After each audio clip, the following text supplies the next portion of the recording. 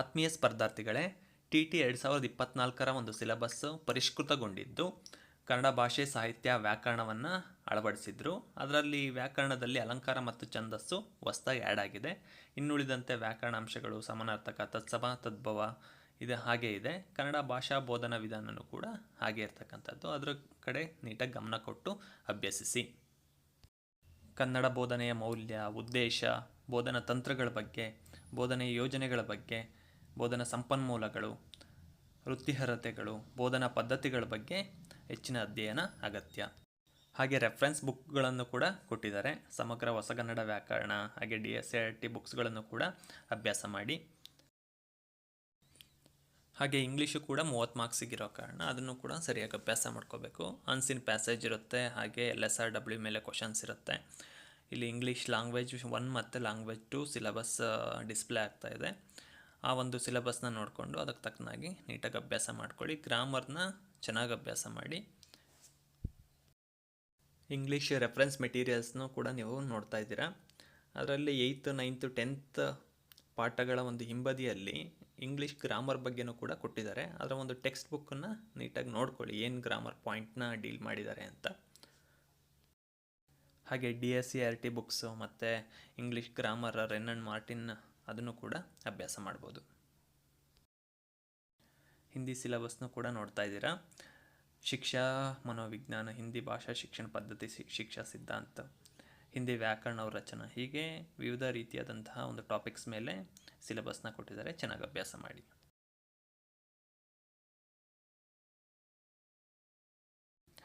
ಉರ್ದು ಸಿಲೆಬಸ್ನೂ ಕೂಡ ಗಮನಿಸ್ತಾ ಇದ್ದೀರಾ. ಇದು ಕೂಡ ತಮಿಳ್ ಸಿಲೆಬಸ್ಸು. ಇದು ಕೂಡ ಪೇಪರ್ 1 ತೆಲುಗು ಭಾಷೆ, ಗದ್ಯ, ಪದ್ಯ, ವ್ಯಾಕರಣಾಂಶನೂ ಕೂಡ ಗಮನಿಸ್ಬೋದು. First important 6th to 8th ಬುಕ್ಸ್ಗಳನ್ನು ನೀಟಾಗಿ ಅಭ್ಯಾಸ ಮಾಡಿ. ಪೇಪರ್ 2 ತೆಲುಗು ಭಾಷೆಯಲ್ಲಿ ಇದು ಪೇಪರ್ 1, ಪೇಪರ್ 2 ಮರಾಠಿ ಸಿಲೆಬಸ್ಸು. ವರ್ಣಮಾಲಾ, ಸಂಧಿ, ಸಮಾಸ ಇನ್ನಿತರ ಟಾಪಿಕ್ಸ್ಗಳನ್ನು ಕೊಟ್ಟಿದ್ದಾರೆ. ನೋಡ್ಕೊಂಡ್ಬಿಟ್ಟು ಚೆನ್ನಾಗಿ ಅಭ್ಯಾಸ ಮಾಡಿ. ಅದೇ ರೀತಿ ಮರಾಠಿ ಸಿಲೆಬಸ್ನ ರೆಫರೆನ್ಸ್ ಬುಕ್ನ ನೋಡ್ತಾ ಇದ್ದೀರಾ.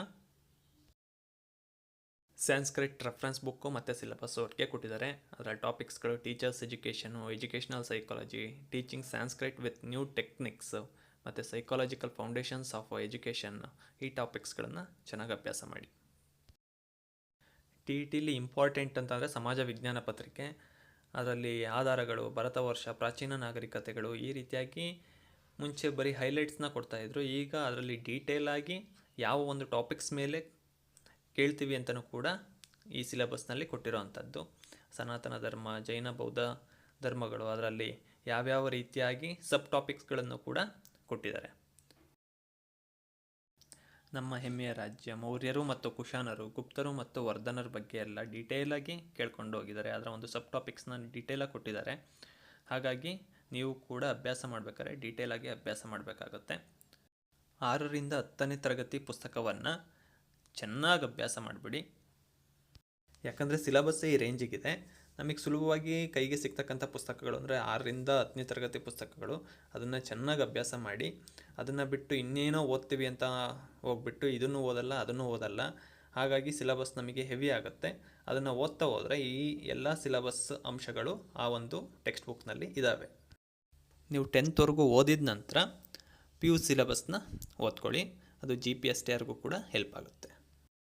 ಹಾಗೆ ಸಿಲೆಬಸ್ನ ಗಮನಿಸ್ತಾ ಇದ್ದೀರಾ. ಭಕ್ತಿಪಂಥ ಹಾಗೂ ಸೂಫಿ ಪರಂಪರೆ ಬಗ್ಗೆ, ಭಾರತಕ್ಕೆ ಯುರೋಪಿಯನ್ನರ ಆಗಮನ, 18ನೇ ಶತಮಾನದ ಭಾರತ, ಬ್ರಿಟಿಷ್ ಆಳ್ವಿಕೆಯ ಪರಿಣಾಮಗಳು, ಅದರಲ್ಲಿ ರೈತವಾರಿ ಪದ್ಧತಿ, ಮಹಲ್ವಾರಿ ಪದ್ಧತಿ, ಇಂಗ್ಲೀಷ್ ಶಿಕ್ಷಣ, ಹಾಗೆ ಯಾವ್ಯಾವ ಟಾಪಿಕ್ ಅಂತ ನೋಡ್ತಾ ಇದ್ದೀರಾ. ಒಂದು PDF ಇಟ್ಕೊಂಡು ನೀಟಾಗಿ ಅದರ ಪ್ರಕಾರ ಸ್ಟಡಿ ಮಾಡ್ತಾ ಹೋಗಿ.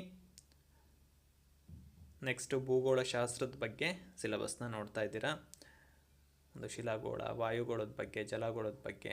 ನೆಕ್ಸ್ಟ್ ಭಾರತದ ಸಂಪನ್ಮೂಲಗಳು, ಭಾರತದ ಕೈಗಾರಿಕೆಗಳ ಬಗ್ಗೆ, ಯುರೋಪ್ ಖಂಡ, ಆಫ್ರಿಕಾ ಖಂಡ. ಪೌರನೀತಿ ಸಿಲೆಬಸ್ ನೋಡ್ತಾ ಇದ್ದೀರಾ. ಪೌರ ಮತ್ತು ಪೌರತ್ವ, ಪ್ರಜಾಪ್ರಭುತ್ವ, ಭಾರತದ ಸಂವಿಧಾನ, ಕೇಂದ್ರ ಸರ್ಕಾರ, ರಾಜ್ಯ ಸರ್ಕಾರ, ನ್ಯಾಯಾಂಗ, ಚುನಾವಣಾ ವ್ಯವಸ್ಥೆ, ಹಾಗೆ ದೇಶದ ರಕ್ಷಣೆ ಬಗ್ಗೆ, ರಾಷ್ಟ್ರೀಯ ಭಾವೈಕ್ಯತೆ, ರಾಷ್ಟ್ರೀಯ ಚಿಹ್ನೆಗಳು, ಜಾಗತಿಕ ಸವಾಲುಗಳು, ಜಾಗತಿಕ ಸಂಸ್ಥೆಗಳು, ವಿಶ್ವಸಂಸ್ಥೆ ಬಗ್ಗೆ ಇರೋಂಥದ್ದು. ಸಮಾಜಶಾಸ್ತ್ರದಲ್ಲಿ ಮಾನವ ಮತ್ತು ಸಂಸ್ಕೃತಿ, ದಿನನಿತ್ಯದ ಜೀವನದಲ್ಲಿ ಸಮಾಜಶಾಸ್ತ್ರ, ಕುಟುಂಬದ ಬಗ್ಗೆ, ಸಮುದಾಯದ ಬಗ್ಗೆ ಎಲ್ಲ ಒಂದು ಟಾಪಿಕ್ಸ್ಗಳನ್ನು ಕೊಟ್ಟಿದ್ದಾರೆ. ಸಾಮಾಜಿಕ ಸವಾಲುಗಳ ಬಗ್ಗೆ. ನೆಕ್ಸ್ಟ್ ಅರ್ಥಶಾಸ್ತ್ರದಲ್ಲಿ ಆರ್ಥಿಕ ರಚನೆ, ಶ್ರಮ ಮತ್ತು ಉದ್ಯೋಗ, ಭಾರತೀಯ ಅರ್ಥವ್ಯವಸ್ಥೆಯ ವಲಯಗಳು, ಸಬ್ ಟಾಪಿಕ್ಸ್. ಈ ಒಂದು ಟಾಪಿಕ್ಸ್ ಮೇಲೆ ಕ್ವಶನ್ಸ್ನ ಕೇಳ್ತಾರೆ ಅಂತ ಅದನ್ನು ಕೂಡ ಡೀಟೇಲಾಗಿ ಕೊಟ್ಟಿದ್ದಾರೆ. ನೆಕ್ಸ್ಟ್ ವ್ಯವಹಾರ ಅಧ್ಯಯನದಲ್ಲಿ ಒಂದು ವಿವಿಧ ವ್ಯವಹಾರ ಸಂಘಟನೆಗಳ ಹುಟ್ಟು, ವ್ಯವಹಾರದ ನಿರ್ವಹಣೆ, ಮಾರುಕಟ್ಟೆ ನಿರ್ವಹಣೆ, ಬ್ಯಾಂಕ್ ವ್ಯವಹಾರಗಳು, ಈ ರೀತಿಯಾಗಿ ಇತಿಹಾಸ, ಭೂಗೋಳಶಾಸ್ತ್ರ, ಅರ್ಥಶಾಸ್ತ್ರ, ವ್ಯವಹಾರ ಅಧ್ಯಯನ, ಸಮಾಜಶಾಸ್ತ್ರದ ಮೇಲೆ ಕ್ವಶನ್ಸ್ನ ಕೇಳೋ ಕಾರಣ ನಿಮ್ಮ ಅಧ್ಯಯನವೂ ಕೂಡ ಜಾಸ್ತಿ ಆಗಬೇಕು. ಚೆನ್ನಾಗಿ ಓದ್ಕೊಳ್ಳಿ. ಮ್ಯಾಥಮೆಟಿಕ್ಸ್ ಸಿಲೆಬಸ್ ಪೇಪರ್ 1 ನೋಡ್ತಾ ಇದ್ದೀರಾ. Number system, fractions and decimals, square and square roots, data handling ಬಗ್ಗೆ, factors and factorisations, polynomials, lines and angles, triangles, quadrilaterals, circles, constructions, visualising solid shapes, ಈ ರೀತಿಯಾಗಿ. ಪೇಪರ್ 2 ಸಿಲೆಬಸ್ನ ನೋಡ್ತಾ ಇದ್ದೀರಾ. ಎಕ್ಸ್ಪೋನೆಂಟ್ಸು, ಪವರ್ಸು, ಕೆಲವೊಂದು ಟಾಪಿಕ್ಸ್ಗಳು ಮಾತ್ರ ಹೇಳ್ತಾ ಇದ್ದೀನಿ. Lines and angles, coordinate geometry, triangles, constructions, ಅದರ ಮೇಲೆ ಮತ್ತೆ ಸಬ್ ಟಾಪಿಕ್ಸ್ಗಳ ಕೊಟ್ಟಿದ್ದಾರೆ. ನೀಟಾಗಿ ನೋಡ್ಕೊಳ್ಳಿ. ಬುಕ್ಸ್ ರೆಫರೆನ್ಸ್ನೂ ಕೂಡ ಗಮನಿಸ್ತಾ ಇದ್ದೀರಾ. ಫಸ್ಟು 10th ಸ್ಟ್ಯಾಂಡರ್ಡ್ವರೆಗೂ ಏನು ಸಿಲೆಬಸ್ ಇದೆಯೋ ಅಲ್ಲಿವರೆಗೂ ನೀಟಾಗಿ ಯಾವ ಒಂದು ಲೆಕ್ಕಗಳನ್ನು ಕೇಳ್ಬೋದು, ಯಾವ ಒಂದು ಟಾಪಿಕ್ಸ್ನ ಕೊಟ್ಟಿದ್ದಾರೋ ನೀಟಾಗಿ ಅಭ್ಯಾಸ ಮಾಡ್ಕೊಳ್ಳಿ, ವರ್ಕ್ ಮಾಡಿ. ಲೆಕ್ಕಗಳನ್ನು ಮಾಡೋದಕ್ಕೆ ಜಾಸ್ತಿ ಟೈಮ್ ಹಿಡಿಯೋ ಕಾರಣ ನೀವು ಶಾರ್ಟ್ ಮೆಥಡಲ್ಲಿ ಯಾವ ರೀತಿಯಾಗಿ ಸಾಲ್ವ್ ಮಾಡ್ಬೋದು ಅನ್ನೋದು ನೀಟಾಗಿ ತಿಳ್ಕೊಳ್ಳಿ. ಚೈಲ್ಡ್ ಡೆವಲಪ್ಮೆಂಟ್ ಆ್ಯಂಡ್ ಪೆಡಾಗಾಜಿ ಪೇಪರ್ 1 ಮತ್ತು ಪೇಪರ್ 2 ಒಂದು ಸಿಲೆಬಸ್ನ ಗಮನಿಸ್ತಾ ಇದ್ದೀರಾ. Childhood, adolescence, learning, individual differences ಬಗ್ಗೆ, ಪರ್ಸ್ನಾಲಿಟಿ ಬಗ್ಗೆ, mental health, intelligence, growth and development ಬಗ್ಗೆ, ಪೆಡಾಗಾಜಿ, ಫ್ಯಾಕ್ಟರ್ಸ್ ಆಫ್ ಲರ್ನಿಂಗ್ ಬಗ್ಗೆ, ಈ ರೀತಿಯಾಗಿ ವಿವಿಧ ಟಾಪಿಕ್ಸ್ಗಳನ್ನು ಕೊಟ್ಟಿದ್ದಾರೆ. ಈ ಒಂದು ಟಾಪಿಕ್ಸ್ಗಳ ಬಗ್ಗೆ ನೀಟಾಗಿ ಅಭ್ಯಾಸ ಮಾಡಿ. ಏಕೆಂದರೆ 30 ಮಾರ್ಕ್ಸಿಗೆ ಮನೋವಿಜ್ಞಾನ ಇರೋ ಕಾರಣ ಚೆನ್ನಾಗಿ ಅಭ್ಯಾಸ ಮಾಡಿ. ಚೈಲ್ಡ್ ಡೆವಲಪ್ಮೆಂಟ್ ಆ್ಯಂಡ್ ಪೆಡಾಗಾಜಿ ಓದೋದಕ್ಕೆ ರೆಫರೆನ್ಸ್ ಬುಕ್ನ ನೋಡ್ತಾ ಇದ್ದೀರಾ. ನನ್ನ ಪ್ರಕಾರ ವಾಮದೇವಪ್ಪ ಮತ್ತು DSCIT books best. Next paper 1 EVS paper syllabus ನೋಡ್ತಾ ಇದ್ದೀರಾ. 10th ಸೈನ್ಸ್ ಕೆಮಿಕಲ್ ರಿಯಾಕ್ಷನ್ಸ್ ಓದಬೇಕು. Acids, basis, salts, metals and non metals, carbon and it's compounds. ಅದರ ಡೀಟೇಲಾಗಿ 10th ಸಿಲೆಬಸ್ಸಲ್ಲಿ ನೀಟಾಗಿದೆ. ಅದನ್ನು ಟಾಪಿಕ್ ವೈಸ್ ಓದ್ತಾ ಹೋದರೆ ಈಸಿ ಆಗುತ್ತೆ. Next life processes, periodic classification of elements, ಇದನ್ನು ಓದಬೇಕಾದ್ರೆ ಸಂವೇದ ಕ್ಲಾಸಸ್ DSCITಯಿಂದನೂ ಕೂಡ ಬಿಟ್ಟಿದ್ದಾರೆ ವಿಡಿಯೋಸು. ಅದನ್ನು ಅಭ್ಯಾಸ ಮಾಡಿದ್ರೆ ಅದು ಅನುಕೂಲ ಆಗುತ್ತೆ. Next reflection of light by curved surfaces, magnetic effects, sources of energy, ಶಕ್ತಿ ಆಕಾರಗಳ ಬಗ್ಗೆ, ಅವರ್ ಎನ್ವಿರಾನ್ಮೆಂಟ್, ನಮ್ಮ ಪರಿಸರದ ಬಗ್ಗೆ ಕೊಟ್ಟಿರೋವಂಥದ್ದು, ಮ್ಯಾನೇಜ್ಮೆಂಟ್ ಆಫ್ ನ್ಯಾಚುರಲ್ ರಿಸೋರ್ಸಸ್. ಹಾಗೆ 9th ಸೈನ್ಸ್ ಸಿಲೆಬಸ್ನೂ ಕೂಡ ಗಮನಿಸ್ತಾ ಇದ್ದೀರಾ. ಇದು ನೀಟಾಗಿ ಇದರ ಒಂದು ಟಾಪಿಕ್ ವೈಸ್ ನೋಡಬೇಕು ಅಂತ ಅಂದರೆ ಫಸ್ಟು ಸಂವೇದ ಕ್ಲಾಸಸ್ನ ನೀಟಾಗಿ ಅಭ್ಯಾಸ ಮಾಡಿ. ಅದು ನಿಮಗೆ ತುಂಬ ಹೆಲ್ಪ್ ಆಗುತ್ತೆ. ಹಾಗೆ ಬುಕ್ಸ್ನ ಹಿಡ್ಕೊಂಡು ಪಾಯಿಂಟ್ ವೈಸ್ನ ಟಿಕ್ ಮಾಡ್ತಾ ಹೋಗಿ ಅಭ್ಯಾಸ ಮಾಡಿದ್ರೆ ಆರಾಮಾಗಿ ಸ್ಕೋರ್ ಮಾಡ್ಬೋದು.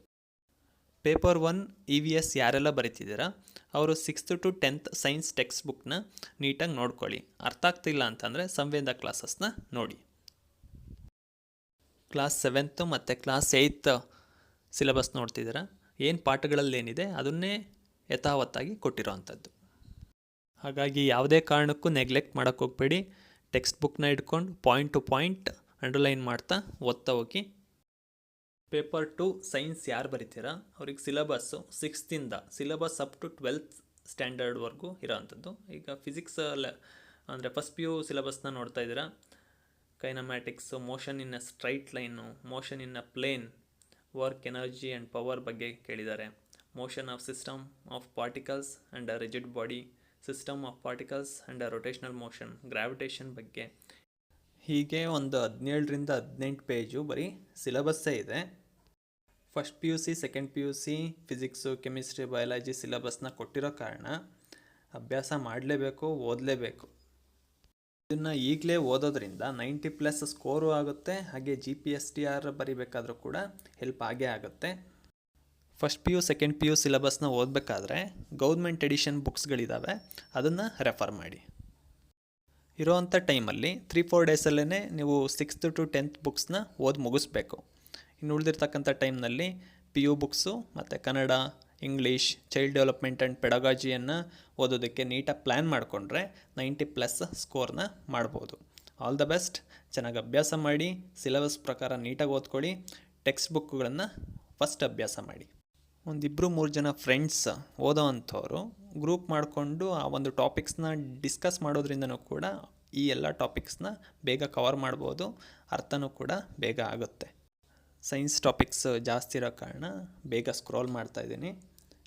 ಬಯಾಲಜಿ ಬೇಸ್ಡ್ ಸ್ಟೂಡೆಂಟ್ಸು ಈ TETಲಿ 90+ ಸ್ಕೋರ್ ಮಾಡೋದಕ್ಕೆ ಜಾಸ್ತಿ ಎಫರ್ಟ್ ಹಾಕಬೇಕು. ಯಾಕೆಂದರೆ ಮ್ಯಾಥ್ಸು ಟಫು ಮತ್ತು ಫಿಸಿಕ್ಸು ಕೂಡ ಟಫ್ ಆಗುತ್ತೆ.